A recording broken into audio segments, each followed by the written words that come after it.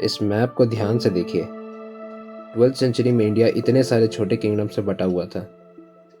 सबको मालूम था इंडिया एक बहुत ही वेल्दी कंट्री है जहाँ कोई पॉलिटिकल स्टेबिलिटी नहीं थी। ये एक परफेक्ट टाइम था किसी बाहरी इन्वेडर को इंडिया में अपना साम्राज्य शुरू करने का। इनमें से एक शख्स था मोहम्मद घोरी, जो भारत का इतिहास हमेशा के लिए बदलने वाला था।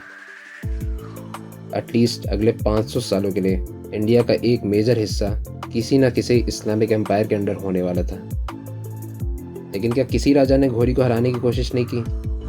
क्या इंडिया इतना वीक हो गया था कि 15 साल में ही पूरा नॉर्थ इंडिया घोरी का वो गुलाम बन गया रहा? एक ऐसा राजा था जिसने घोरी को कई बार हराया था, और शायद कभी कोई मुस्लिम इन्वेजन होता ही नहीं अगर घोरी फर्स्ट बैटल ऑफ तरेन में मारा जाता। चाहमन डायनेस्टी का वो वीर राजा पृथ्वीराज चौहान था। इस वीडियो में हम फर्स्ट बैटल ऑफ तरेन को समझेंगे। दोनों आर्मीज की क्या कॉम्पोजिशन थी, दोनों आर्मीज ने क्या टैक्टिक्स यूज़ की, और वॉर का रिजल्ट क्या हुआ। बट मैं कहूँगा कि हमें सीधा फर्स्ट बैटल ऑफ तरेन में जंप करने से पहले इंडिया की 400-500 साल पहले की हिस्ट्री और पॉलिटिकल लैंडस्केप को समझना चाहिए, जिसमें हम चाहमन डायनेस्टी की इवोल्यूशन को भी समझ लेंगे। अगर मैं चाहमन और चौहान्स को अदल बदल के यूज़ करूँ तो प्लीज़ कंफ्यूज मत होइएगा। बिलीव मी, मैं ज़्यादा टाइम नहीं लूँगा। ये डिस्प्यूट है कि चाहमन डायनेस्टी की शुरुआत कब हुई, लेकिन ज़्यादातर हिस्टोरियंस कहते हैं कि चाहमन डायनेस्टी 551 CE में शुरू हुई, जिसके पहले रूलर वासुदेव चौहान थे। चाहमन राजपूत क्लैन से थे। 350 सालों के लिए वो प्रतिहारास और बाकी बड़े डायनेस्टीज के अधीन थे।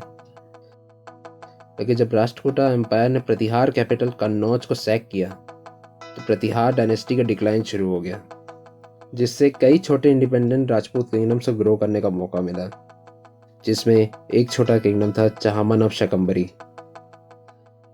चाहमन्स का कैपिटल उस समय शकंबरी था, जो कि मॉडर्न डे संभर राजस्थान में। 944 में चाहमन राजा सिम्ह राजा ने महाराजा धीराज का टाइटल लिया। ये एक बहुत बड़ी बात थी। मोस्टली पहले से छोटे स्टेट्स बड़े किंगडम्स के वैसल होते थे। सिम्ह राजा का महाराजा धीराज का टाइटल लेना साबित करता है कि चौहान डायनेस्टी काफ़ी पावरफुल बन गई थी राजस्थान हरियाणा रीजन में। बाय द वे, इसी समय अफगान या गजनावी रेड्स शुरू हो गई थी। अफगानिस्तान एग्रीकल्चर के हिसाब से फर्टाइल नहीं था। इंडिया के रिच टेम्पल्स और इंडियन सिटीज़ की वीक डिफेंस एक परफेक्ट अपॉर्चुनिटी थी रेड्स और लूटपाट के लिए। इंडिया इतने छोटे राज्यों में बट गया था कि गजनाविड्स और घुरिड्स ने कभी कुछ खास रेजिस्टेंस फेस ही नहीं किया। अगले 100-200 साल तक ये लोगों ने गुजरात से लेकर कश्मीर तक कई टेम्पल्स और सिटीज़ को लूटा। घुरिड एम्पायर के बॉर्डर में जो लोकल हिंदू पॉपुलेशन थी, उनके ऊपर वायलेंस एक आम बात थी। अगले कुछ चौहान किंग्स ने सक्सेसफुल कॉन्क्वेस्ट किए दिल्ली, गुजरात और बाकी नॉर्दर्न इंडिया में। लेकिन विग्र राजा फोर्थ के रूल में चौहान डायनेस्टी ने सबसे ज़्यादा टेरिटोरियली एक्सपैंड किया। उन्होंने तोमर से दिल्ली का कैप्चर किया, जो कि आज का दिल्ली है, और उन्होंने सोलंकीस के राज्य में कई कॉन्क्वेस्ट किए। 12th सेंचुरी की शुरुआत में किंग अजय राजा सेकंड ने अपना कैपिटल शकंबरी से अजय मेरू कर दिया, जो कि आज का अजमेर है। राजा सोमेश्वर की मृत्यु के बाद पृथ्वीराज चौहान 11 साल की उम्र में राजा बन गए, और उनकी मां कपूर देवी पृथ्वीराज की रीजन बन गई। सोर्सेस कहते हैं कि पृथ्वीराज बचपन से ही बहुत ही समझदार और बहादुर थे। उनको एक प्रॉपर ट्रेनिंग दी गई थी मिलिट्री और पॉलिटिक्स में। उनको एटलीस्ट 6 लैंग्वेजेस आती थी। उनका अप्रोच चौहान डायनेस्टी को हमेशा एक्सपैंड करने का था, लेकिन उनके रिलेशंस, यू गेस्ड इट, बाकी आसपास के राज्यों से अच्छे नहीं थे। उनके कई युद्ध हुए। ईस्ट में गढ़लवास चंडेलास के साथ उन्होंने भड़नका किंगडम को एनेक्स किया, और गुजरात में सोलंकीस के साथ कई वॉर और स्कर्मिशेस हुए। पृथ्वीराज चौहान के ऊपर कई संस्कृत पोयम या काव्य लिखे गए हैं। कौन सी स्टोरी सही है और कौन सी फिक्शनल है, कहना काफ़ी मुश्किल है। जैसे कि पृथ्वीराज विजया बताती है कि उनको 6 भाषाओं का ज्ञान था, लेकिन पृथ्वीराज रासो कहती है कि उनको 14 भाषाओं का ज्ञान था। शायद कुछ राइटर्स पृथ्वीराज के साइड थे, मे बी। वैसे हिस्टोरियंस पृथ्वीराज विजया को सबसे एक्यूरेट मानते हैं। पृथ्वीराज के एंसेस्टर्स भी अफगान रेड्स फेस कर चुके थे, लेकिन मोहम्मद घोरी अपनी सेना बढ़ा रहा था। घोरी ने कई टर्किश हॉर्स आर्चर्स हायर किए इंडिया के कॉन्क्वेस्ट के लिए। अब ये नॉर्मल रेडर्स कम, फुल फ्लेज्ड आर्मी ज़्यादा लगने लगी थी।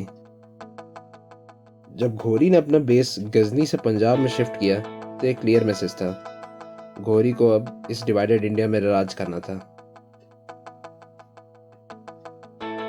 यहाँ पर हिस्टोरिकल अकाउंट्स बहुत ही डिफरेंट स्टोरीज बताते हैं। मुस्लिम राइटर बोलते हैं कि सिर्फ 2 युद्ध हुए पृथ्वीराज और घोरी के बीच में, लेकिन इंडियन संस्कृत पोयम या काव्य कहते हैं कि 8 से लेकर 22 युद्ध हुए घोरी और पृथ्वीराज के बीच में। 22 बड़े बड़े युद्ध जिसमें हजारों सैनिकों की सेना इन्वॉल्व थी, और भी बस 10 से 15 सालों में। काफ़ी बड़ा और अनरियलिस्टिक नंबर है। वॉर बहुत ही एक्सपेंसिव चीज़ है जिसमें पैसों के साथ मैन पावर का भी लॉस होता है। कोई भी देश 15 साल तक इतने फुल स्केल वॉर को सस्टेन नहीं कर सकता। एक कारण हो सकता है कि इंडियन पोइट्स घोरी की रेडिंग पार्टीज और स्कर्मिशेस को भी ऐड करके नंबर दे रहे हों, लेकिन काफ़ी इंडियन अकाउंट्स कहते हैं कि घोरी इनमें लार्जली अनसक्सेसफुल हुआ था। तरेन के 2 युद्धों के डिटेल्स काफ़ी मिस्टीरियस और अनक्लियर हैं। हिस्टोरिकल अकाउंट्स बहुत वेरी करते हैं, जिससे किसी कंक्लूजन में आना बहुत मुश्किल है। ये इतना बड़ा युद्ध था कि 400-500 साल बाद भी पोएट्स और राइटर्स वॉर के डिटेल्स और सीक्वेंस को अलग अलग तरीक़ों से एक्सप्लेन करते हैं। मैं कोशिश करूँगा कि मैं आपको एक अनबायस्ड और बैलेंस पिक्चर दूँ। मोहम्मद घोरी ने 1191 में चाहमन टेरिटरी में अटैक किया और भटिंडा कैप्चर कर लिया। पृथ्वीराज चौहान, दिल्ली के रूलर गोविंद राय, जिसे पृथ्वीराज का भाई बताया जाता है, बाकी एलीट राजपूत वॉरियर्स के साथ भटिंडा को दोबारा कब्जाने के लिए निकल गए। जब घोरी को पता चला कि पृथ्वीराज अपनी मेन आर्मी के साथ भटिंडा आ रहे हैं, तो घोरी ने फैसला किया कि वो तरेन में पृथ्वीराज को रोकेंगे, जो कि आज का तरावरी हरियाणा में है। तरेन दिल्ली से 150 किलोमीटर दूर था। फिर से दोनों आर्मी की स्ट्रेंथ के ऊपर बहुत डाउट्स हैं। मिनहज, जो एक मुस्लिम राइटर है, कहते हैं कि राजपूत आर्मी के पास 2 लाख सैनिक थे और 3000 हाथी, जो कि पॉसिबल ही नहीं। एक ट्रेंड देखा गया है कि मुस्लिम राइटर्स हमेशा पृथ्वीराज चौहान की सेना को बड़ा दिखाते रहे हैं। घोरी की सेना के नंबर्स अननोन है, लेकिन कहते हैं कि उनकी सेना थोड़ी ही छोटी थी पृथ्वीराज से। 50,000 फॉर चौहान आर्मी और 40,000 फॉर घुरिड आर्मी एक अच्छा गैस हो सकता है। राजपूत आर्मी की फॉर्मेशन कुछ ऐसी थी। एलिफेंट्स फ्रंट लाइन में थे, जिसे गोविंद राय लीड कर रहे थे। इन्फेंट्री सेंटर में एलिफेंट्स के पीछे थी, और 20,000 हेवी राजपूत कैवलरी दोनों विंग्स में बटी हुई थी। घुरिड आर्मी लगभग पूरी तरह से एक कैवलरी फोर्स थी, जो 3 भागों में बटी हुई थी। घुरिड्स के पास ज़्यादातर टर्किश कैवलरी आर्चर्स और लाइट अफगान कैवलरी थी, जो तीनों सेक्शन में इक्वली बटे हुए थे। और घोरी पीछे की ओर से युद्ध का जायजा लेगा। युद्ध की शुरुआत पृथ्वीराज करते हैं। राजपूतों ने एक वायलेंट एलिफेंट और कैवलरी चार्ज किया, जिसने काफ़ी डैमेज दिया घोरी के विंग्स और सेंटर को।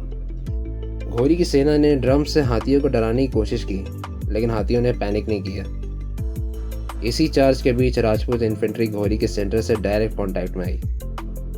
टर्क अफगान सोल्जर्स के पास अब कोई चांस नहीं होने वाला था, क्योंकि Rajput army close hand to hand fight में बेस्ट थे। राजपूत सेना की डिसिप्लिन काबिले तारीफ थी। घोरी की सेना ज़बरदस्त प्रेशर में आ गई थी। अब ये स्टोरी 100% ऑथेंटिक है कि नहीं, इसके डाउट्स हैं, लेकिन काफ़ी इंडियन राइटर्स ने इसे मेंशन किया है, तो मैं आपको बताऊंगा। घोरी अपनी सेना को इंस्पायर करने के लिए आगे आए और एक भाला फेंक के गोविंद राय के 2 दांत तोड़ दिए। बदले में गोविंद राय ने हाथी के ऊपर से एक भाला फेंक के घोरी पर वार किया। घोरी के कंधे में चोट लगी और वो वहीं बेहोश हो गया। मेरा पर्सनल ओपिनियन है कि ऐसा शायद नहीं हुआ होगा। युद्ध के मैदान में काफ़ी केओस का माहौल होता है। कितनी प्रोबेबिलिटी है कि 2 जनरल्स ऐसे आमने सामने आए होंगे, बट हे, मैं गलत भी हो सकता हूँ। घोरी उसी समय फर्स्ट बैटल ऑफ तरेन में मारा जाता, लेकिन ऐन मौके में एक खलजी सोल्जर ने उसकी जान बचा ली। इमेजिन, अगर घोरी मारा जाता तो कभी कोई मुस्लिम एम्पायर होता ही नहीं इंडिया में, या शायद पृथ्वीराज पूरे नॉर्थ इंडिया को यूनाइट करने में कामयाब ही जाते, परहैप्स पूरे इंडिया को, हु नोस, पॉसिबिलिटीज एंडलेस है। घोरी को युद्ध के मैदान से ले जाया गया, जिसके बाद घुरिड आर्मी भाग गई। और चौहान्स की एक अनडिस्प्यूटेड जीत हुई। फर्स्ट बैटल ऑफ तरेन एक तरफा जीत थी राजपूतों के लिए। पृथ्वीराज चौहान ने मोहम्मद घोरी को क्यों बच के जाने दिया, ये एक बहुत बड़ी मिस्ट्री है और काफ़ी सोर्सेस अलग अलग रीज़न देते हैं। मैं कोशिश करूंगा कि मैं इसका आंसर इस सीरीज़ के सेकंड पार्ट में दूं, जिसमें हम सेकंड बैटल ऑफ तरेन को भी कवर करेंगे। प्लीज़ लाइक और शेयर करिए अगर आपको मेरा एफर्ट अच्छा लगा, और सब्सक्राइब करिए द होल स्टोरी को, जिससे आप आने वाले वीडियोस को मिस ना करें। Thanks for watching. जय हिंद।